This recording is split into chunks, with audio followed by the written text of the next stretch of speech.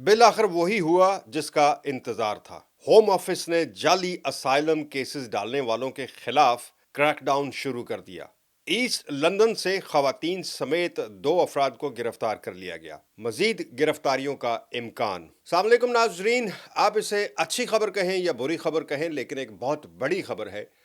कि यूके में क्रैकडाउन शुरू हो गया है उन लोगों के खिलाफ जिन पर खदशा था या शक था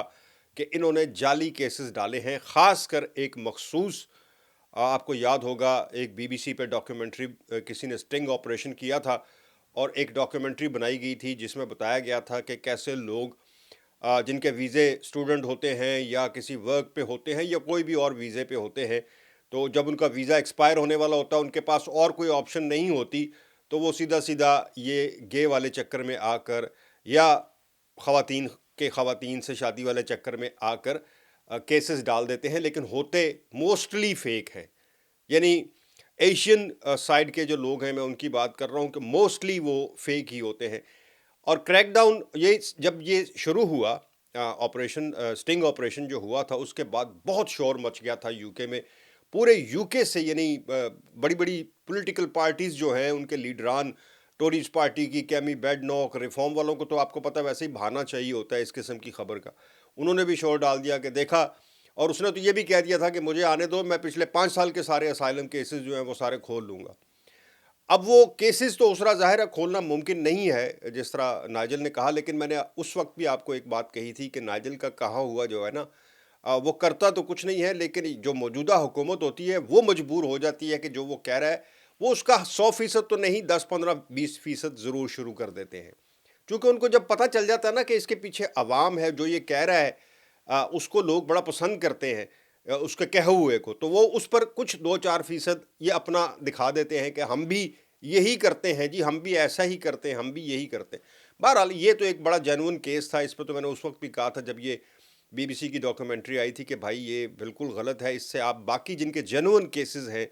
जो वाकई ही जिनका हक बनता था, उनको भी उन लोगों ने उस लिस्ट में उठा के डाल दिया कि ये भी झूठ ही बोल रहे होंगे। खैर, आज की इस गिरफ्तारियों पर मैं आपको बता दूं,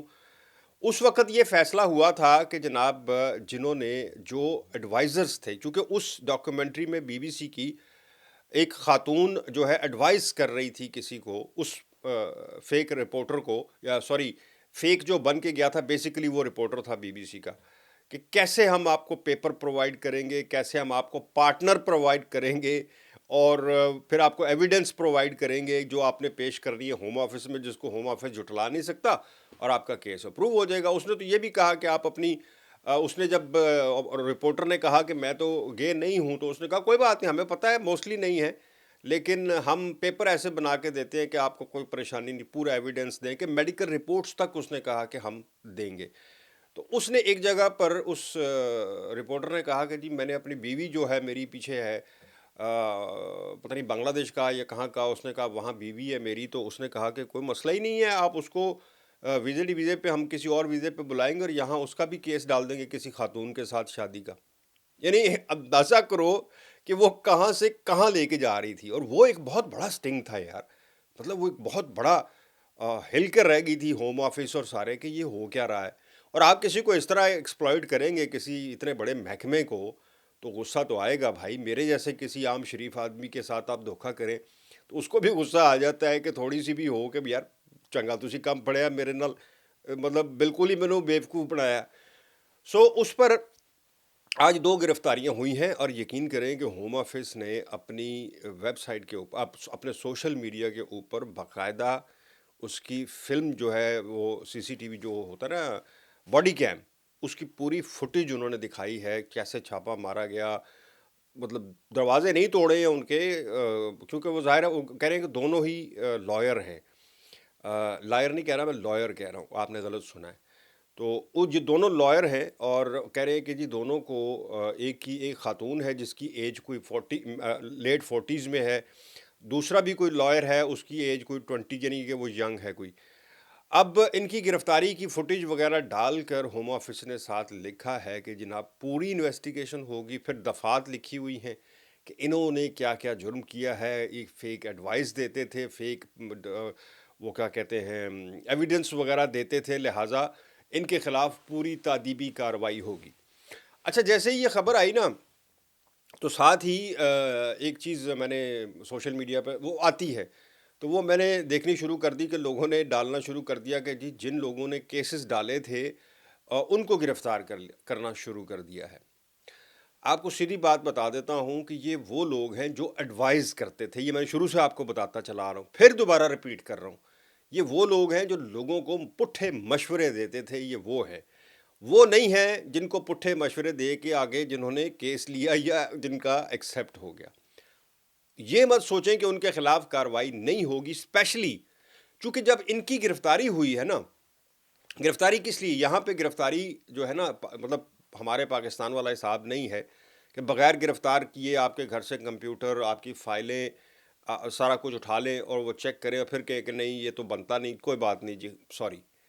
یہاں پر پولیس لیگلی نہ کسی کے گھر میں داخل ہو سکتی ہے، نہ اس کا کوئی فون چیک کر سکتی ہے، نہ اس کا لیپ ٹاپ چیک کر سکتی ہے، یعنی گھر کی تلاشی نہیں لے سکتی انٹل انلیس کیس رجسٹر کر کے اس کو گرفتار کیا جائے۔ جب گرفتاری ہوتی ہے تو جتنی دیر وہ گرفتار رہتا ہے 24 گھنٹے 48 گھنٹے، اگر وہ چارج نہیں ہوتا تو پھر اس کی وہ تمام چیزیں کھنگالی جاتی ہیں، اس کی فائلیں، اس کی لیپ ٹاپ، اس کے فون،